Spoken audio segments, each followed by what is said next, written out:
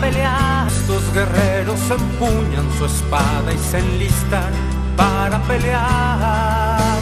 Para eso han sido entrenados, defenderán la verdad y no les será arrebatado el fuego que en su sangre está. ¡Viva Cristo Rey! ¡Viva Cristo Rey! El grito de guerra que enciende la tierra.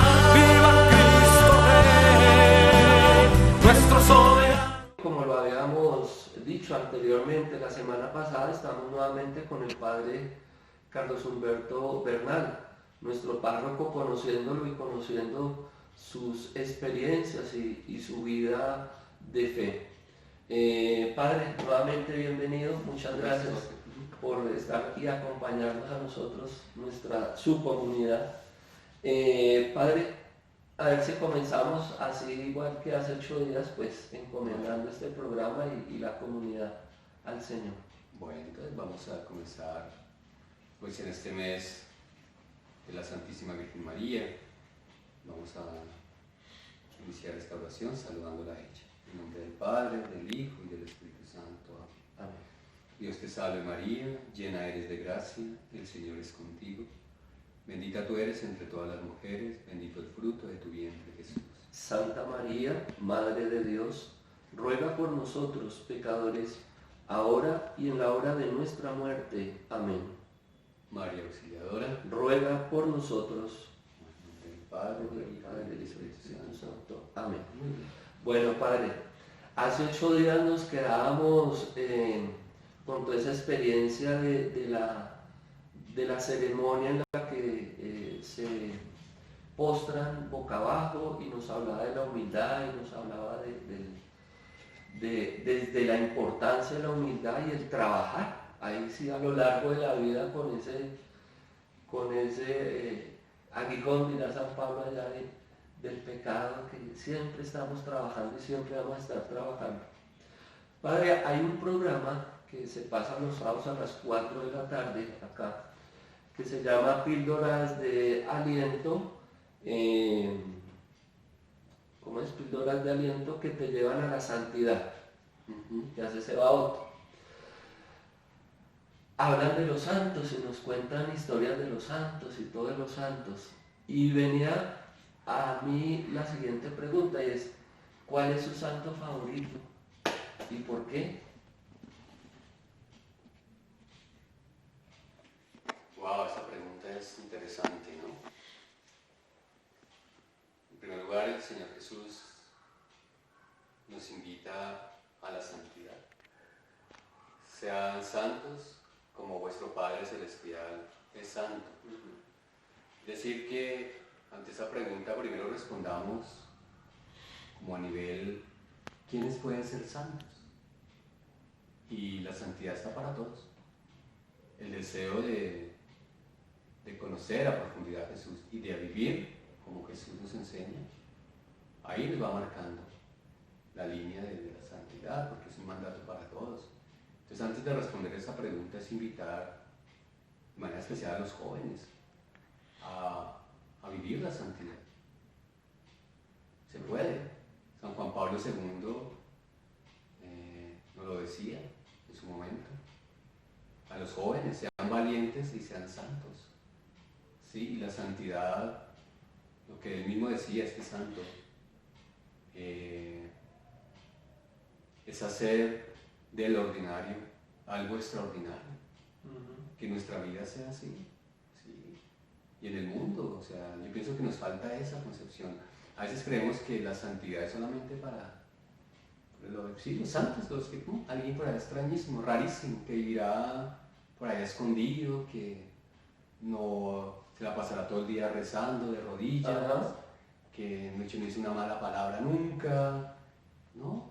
La santidad es eso, es confrontarse a uno mismo y reconocer que yo soy débil y dejar que frente a esa debilidad mía, Dios, el Señor, actúe, porque en el fondo es Él el que va actuando. Entonces, fíjenos, ¿cómo es posible? Matrimonios santos. ¿Cómo puede ser un matrimonio santo? Cuando vive su experiencia de matrimonio. Todas las dificultades, pero que las afrontan, las confrontan. cuando hay en ese llamado al matrimonio, cuando saben amarse los esposos, se respetan, pero cuando se confrontan en el amor, cuando esos esposos educan y forman a sus hijos en la vida de la iglesia, en la vida de la fe, eso es hacer santidad, eso es santidad, ¿cierto? Entonces fijemos cómo la santidad está ahí. A veces la santidad, lo que decía anteriormente, es algo, o algo que ya está pasado de moda. Eso es por allá, al comienzo, pero ya el Señor nos dice, sean santos como vuestro Padre Celestial es santo. Y entonces el trabajo es ese, todos los días trabajarle a la santidad. Y no es porque yo quiera ser santo, no, eso no. Es porque el Señor quiere que yo sea santo. Es distinto. Y si uno se deja, si uno quiere que el Señor trabaje en uno lo va haciendo. Con eso no estoy diciendo pues que no, al contrario, estoy lejos, estamos lejos. Todos estamos lejos, pienso yo.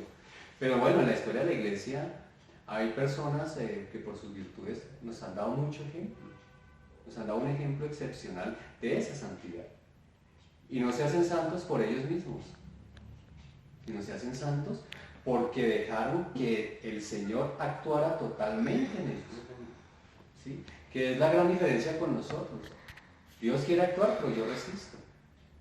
Eso es lo que no nos deja hacer la santidad. Cuando yo me resisto a la gracia, cuando yo me resisto a la voluntad de Dios, que eso nos pasa constantemente, ¿cierto? Porque lo que dirá también San Pablo, ¿no? Quiero hacer el bien, parafraseando, quiero hacer el bien, pero termino haciendo el mal. ¿Por qué? Porque esa es la condición humana. Eso es lo humano. Pero si uno se deja tocar por el Señor lo lleva. Entonces ahí sí yo entiendo los santos, porque los santos desde ahí se pueden entender. Frente a la pregunta que usted me hacía, dentro de la historia de la iglesia hay muchos santos. Santos jóvenes, está Santo Domingo Sabio, con 15 años, Laura Vicuña, la beata Laura Vicuña, ¿cierto? 12, 13 años que tenía, chilena. María Goretti. María Goretti. Sí, entregó su vida, jovencita. Y así. Defendiendo la castidad, la virtud de la castidad. Y así encontramos ya personas mayores también, que después de su proceso de conversión alcanzan la santidad, como San Agustín, como San Ignacio de Loyola, como San Francisco de Asís. Vivieron su mundo, la mundanidad, y luego un proceso de conversión maravilloso, y se dejaron tocar por el Señor, por Dios, y Él los llevó a la santidad. Entonces, fijémonos cómo se van moviendo eso. Mujeres excepcionales también, ¿verdad? Tantas mujeres. Tenemos en las contemporáneas, ¿no? Teresa de Calcuta, Santa Teresa de Calcuta, ahí está. San Juan Pablo II, tenemos ahí. Santa Laura Montoya, también está Santa mujer que vivió, pero le entregó toda su vida al Señor. Eso es, entonces fijémonos. Pero entonces, santos preferidos, lo que usted me que es la pregunta como de fondo, o la pregunta que usted me hace directamente. Es difícil tener un santo, pero hay muchos que se han marcado, y van marcando un camino, ¿cierto? Pero sí pienso, puedo nombrar algunos. Está San Francisco de Asís, que marca, a mí me marca mucho San Francisco porque la primera vez que conocí de él no creía que un hombre pudiera vivir de esa manera. Como se entregó ese cambio, entregó toda su vida a Dios, y bueno, esa humildad, sus escritos, tan sencillez, esa sencillez de vida y esa austeridad de San Francisco de Asís. La simplicidad al extremo. La simplicidad al extremo, sí. Sí.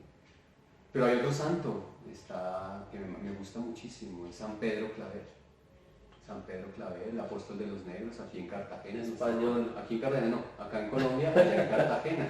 Allá en Cartagena. Claro, él es maravilloso, este santo que recibía a los esclavos que venían del África, y él los recibía y los levantaba, los bautizó, los evangelizaba, los bautizaba, y los sanaba, los curaba, y toda su vida. De ahí uno dice, humanamente uno no podría hacer una cosa de esas, pero entonces ahí nota uno cómo Dios actúa en este hombre, y él va porque es el amor de Dios por la humanidad, ¿verdad? Es eso. Y hay otros santos, sí, está por ejemplo un santo que me llama mucho la atención, es se me olvidó en este momento, San Juan de la Cruz. Ah, Santo maravilloso, es un contemplativo que tiene unas... O sea, ese hombre espiritualmente es un hombre que caminó en la presencia del Señor, una subida interesante, muy seguido y con Santa Teresa de Ávila, Santa que era Teresa la que de Ávila, exacto. se conocieron y fue confesor de Santa Teresa, Exactamente. Entonces, siendo más joven, espectacular. Entonces, y San Juan de la Cruz con el de que nos juzgarán en el amor al final sí, claro, es que es eso. de los días. Y lo de la noche oscura del alma, muchos de los escritos que se han hecho en la iglesia parten de escritos de San Juan de la Cruz en esa experiencia de sequedad espiritual. Y es que esa es la experiencia que todos vivimos. Sí. En la noche espiritual todos pasamos por la noche espiritual. No la comprendemos, pero la pasamos, ¿cierto? Y es un camino muy interesante. Y está también, pues, también Santa Teresa de Jesús, o la Gran Teresa. La reformadora, la grande, descalzas. Teresa la Grande. Los escritos son muy profundos, a veces difíciles de comprender, pero es la santidad. Entonces encontramos cómo hay santos en la iglesia, y yo pienso que estos me han ayudado a crecer, porque son ejemplos para la vida. Obviamente su razón está en Cristo, ¿no? Sí. Porque si uno desprende a Cristo de ellos, pues quedan en nada. Y muchos de esos santos, uno mirando muchos de esos santos llegaron a digamos a ese camino leyendo a otros santos. Claro. Es decir, conocer los santos es importante. Eso es importante. San Ignacio de Loyola, sí, él leía libros de caballería. Ajá. Y después de su conversión, no la voy a hablar acá, pero empezó a leer libros de los santos y empezó a leer la Sagrada Escritura, los evangelios, sí. Y se alimentó de eso. Y bueno, San Ignacio, otro gran de la iglesia, grande de la iglesia. Espectacular esa conversión de San Ignacio. Bueno, padre, en todo este caminar del párroco, ¿por qué es importante el párroco en una parroquia? Es decir, el párroco, uno diría, pues la pregunta es como tan obvia, pero ¿cómo es, o sea, ese acompañar del párroco en la vida del fiel a lo largo de su existencia, de su caminar? ¿Puede en algún momento un párroco, por ejemplo, vivir estados emocionales diferentes en un solo día, atendiendo a esa comunidad? En el sentido de que estados emocionales personal y con la comunidad. Por ejemplo, si en la mañana o diga usted un bautismo a las 8 de la mañana, un bautismo, a mediodía, un sábado, ese mismo sábado un matrimonio, y en la tarde unas exequias, es decir, se vive como todo el trascendental, el acompañar. Sí, claro, los estados emocionales, pues, si son los niños, claro, pues todos como ser humano, pues obviamente uno tiene sus estados, pues obviamente eso es natural de todo ser humano. Con la gracia de Dios se aprende a equilibrar un poco todo eso, pero los estados de ánimo están, si no sería uno totalmente seco, frío, y sin estados de ánimo, y no. En esta vida no es, el Señor no nos quita eso, al contrario, uno lo vive porque uno sigue siendo ser humano. Y claro, y con la comunidad uno lo vive, claro. O sea, sí, en un mismo día puede haber un bautismo, unas exequias y al terminar el día un matrimonio, por ejemplo. O una Eucaristía para difuntos, una Eucaristía en acción de gracias, ¿sí? Pero entonces hay que notar uno, que ese es Cristo, no es uno. Y es que Cristo está ahí, está presente cuando recibe a la persona, por ejemplo, al niño en un bautismo, lo recibe a la iglesia. Ahí está Cristo. Cuando luego se celebra el matrimonio, digamos, en el mismo día, ahí está Cristo también llevando el servicio. Y si más adelante, en el mismo día, vamos a celebrar las exequias, está Cristo recibiendo a la persona, a la vida eterna. Entonces fijémonos cómo Cristo está ahí, pero no es uno. O sea, uno está ahí con la gente, acompañando, claro, a la gente, porque hay que acompañarla. Acompañar, como dirá también en la Sagrada Escritura, en las alegrías, ¿cierto? Si están alegres, estar alegres con la comunidad. Si estamos tristes, o si estamos dolidos por alguna situación, también, pero no llevarnos a la tristeza, sino aprender a equilibrar, porque aquí es para confortar y consolar. Sí. ¿Cierto? Yo no puedo entonces, pues, se podría entender, no, estás triste porque hay que llorar entonces con los familiares del difunto, entonces me pongo a llorar con ellos. No, es al contrario, y esa es la gracia del Señor, ayudar a que confortarlos, consolar en Cristo, ¿no? Es eso. Pero claro, eso se vive, ¿cierto? En cada etapa de la vida, Padre, de una persona, niño, adolescente, adulto, ya viejo, ¿cómo acompaña el sacerdote en cada momento de la vida ¿A la persona? a la persona? Ah, bueno, pues fíjese que, pues obviamente conociendo a la persona. O sea, pues un niño se va acompañando, ¿cierto? En su proceso, digamos, dentro de aquí, entre la parroquia. Ya desde los sacramentos. Desde los sacramentos, pero también se acompaña en su experiencia de vida. Sí, o sea, no solamente, sí, el sacramento, claro, bautismo, la primera comunión, confirmación, matrimonio, etc. ¿Cierto? Se acompaña ahí como sacramento, con el sacramento, pero también en la vida. El niño se le acompaña porque pues se charla, está la vida espiritual. A los esposos se acompañan, al joven se le acompaña cuando llega acá, en la confesión, por ejemplo. Se le acompaña en la dirección espiritual, ¿cierto? Se las acompaña en sus hogares muchas veces, cuando se va a hacer una visita o algo así. Entonces ahí hay un acompañamiento, y es durante toda la vida.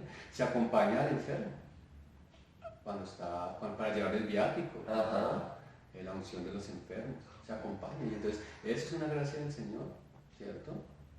Desde que se bautiza, casi digamos el recién nacido, el pequeño, el niño, claro, hasta el final. Ahí se está acompañando, es un acompañamiento, pero no solamente es, digamos, con la piedad por del sacramento, ya celebren y se váyanse, no, sino que uno va acompañando, va visitando, va dialogando. Y como dice ahorita, reconfortar. Confortar, claro, porque en estos tiempos tan duros que las personas, pues, en tanta crisis que hay. Y ahorita se ha visto más de pronto la importancia del párroco y del sacerdote cuando no lo hemos podido tener como lo teníamos antes, de que a cualquier momento estaba ahí.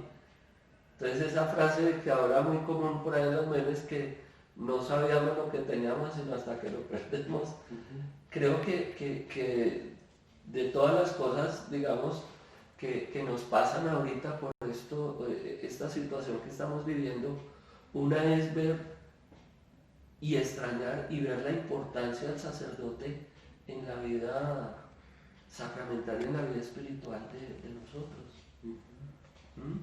Padre, en ese orden de ideas, ¿cómo puede una comunidad, cómo puede su parroquia ayudarle a usted? Ayudarle desde dos puntos de vista. Uno, desde lo material,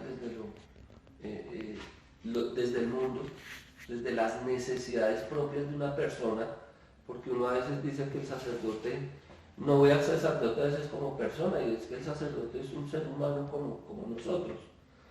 Y dos, cómo lo ayudamos desde la otra dimensión del sacerdote, es decir, desde su vida de santidad sacerdotal, santidad personal, cómo podemos la comunidad ayudarle en su caminar. Bueno, sí, claro, o sea, por eso decía anteriormente, ¿no? Aquí no caminamos solos. Aquí nadie camina solo. En la vida de la fe y en la vida de la iglesia nadie camina solo, sino todos vamos pues como iglesia. Y entonces todos nos ayudamos. Y claro, pues a ver, ¿cómo ayudan las personas? Pues fundamentalmente desde la oración.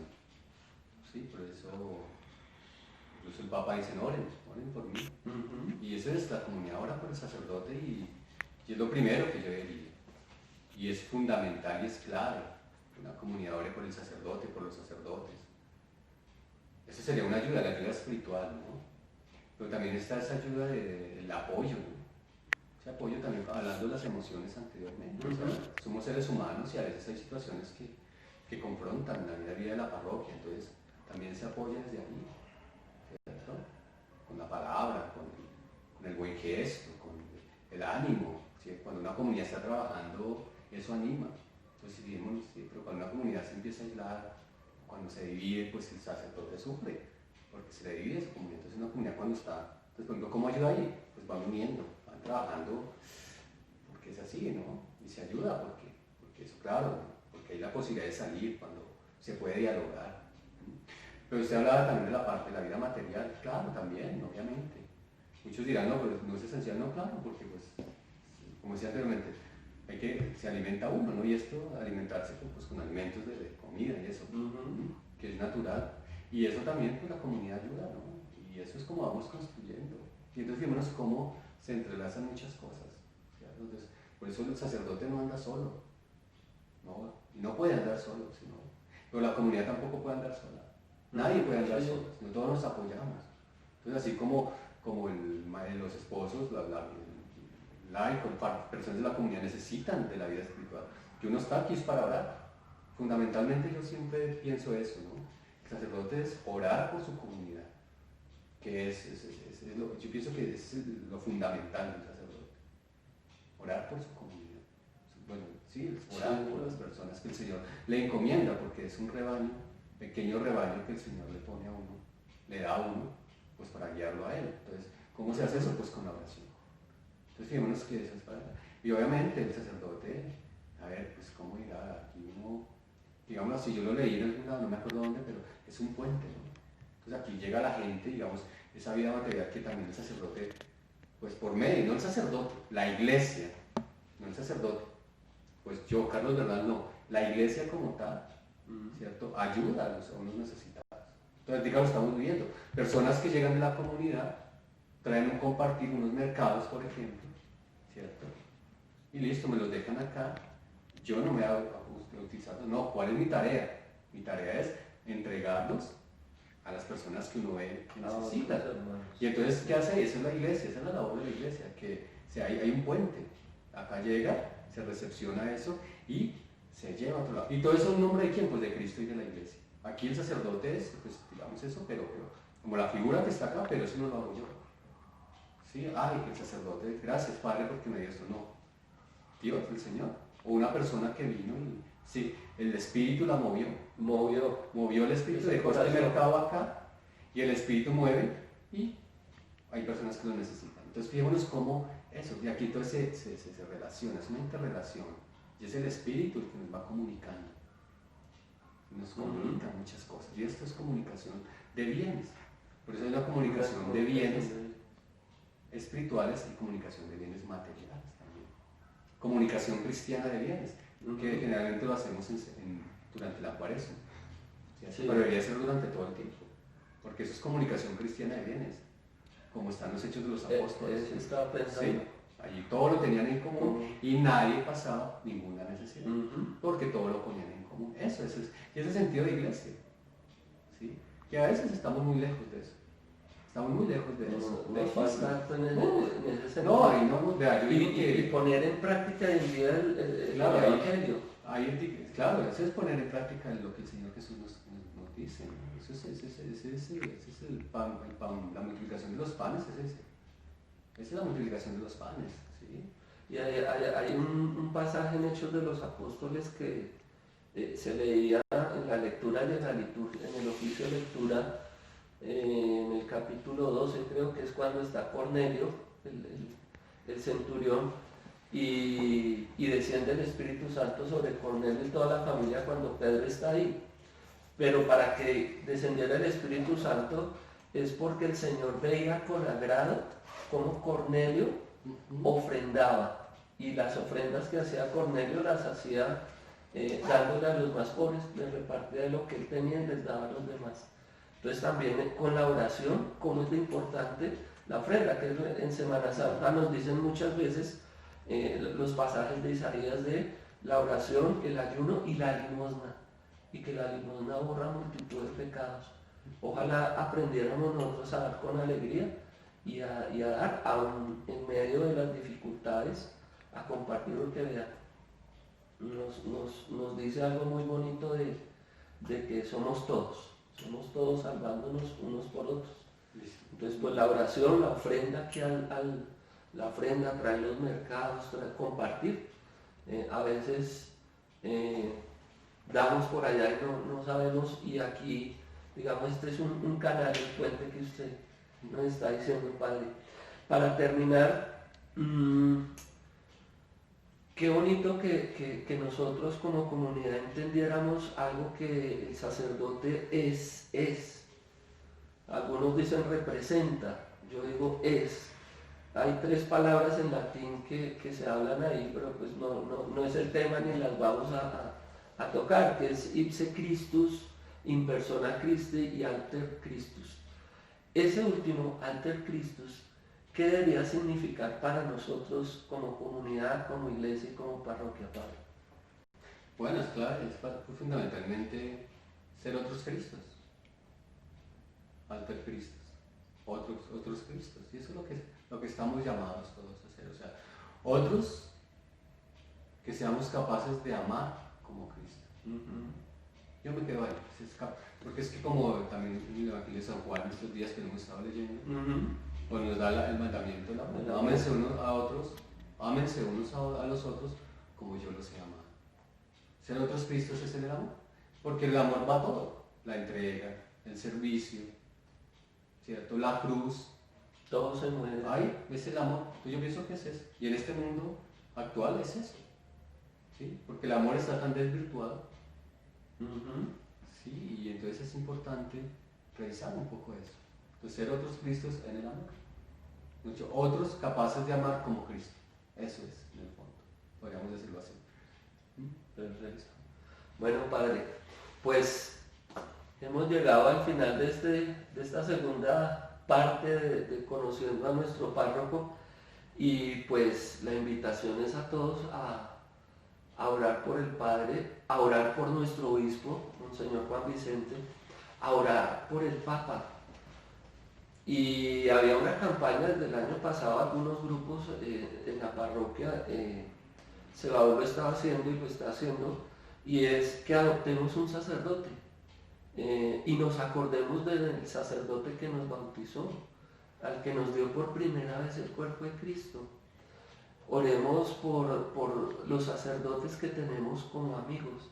Bien importante tener como amigo un sacerdote, porque eso es un privilegio. Yo preferiría tener un sacerdote de amigo y no tener al ministro o al presidente de amigo. Si uno equilibrara y mirara bien esa importancia, preferiría uno tener un sacerdote. Y orar por nuestros sacerdotes, por la santidad de todos ustedes. Padre, muchas gracias. Su bendición para nosotros, para su comunidad. Bueno, entonces, muchas gracias por esta entrevista o también esta conversación que hemos tenido. Y pues sí, quiero saludar a todos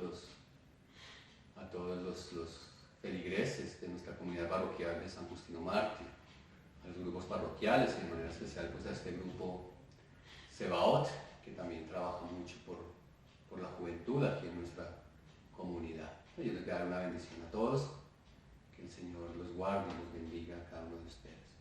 El Señor esté con ustedes. Y con tu espíritu. La bendición de Dios Todopoderoso, Padre, Hijo y Espíritu Santo, descienda sobre ustedes y permanezca para siempre. Amén. Continuemos en paz. Demos gracias. Bueno, pues, muchas gracias por ti. Bueno, gracias, Padre. Hasta pronto. Nos vemos de hoy en ocho.